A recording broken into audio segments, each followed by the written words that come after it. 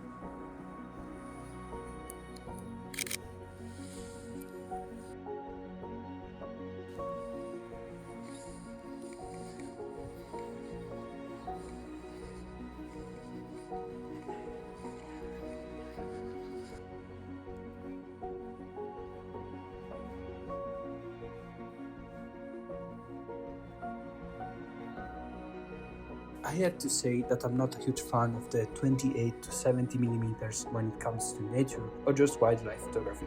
I think it's not giving me this much room for creativity because 70 millimeters on a full frame is simply not enough if your scope is just to have some animals or just some nice shots of some birds. So I'm also thinking about buying a Tamron 70 to 300 millimeters, and I think that's a really cool one. It's also cheap if you want to look it online. So yeah, follow me on this channel if you want to discover my journey, and thank you for watching the video.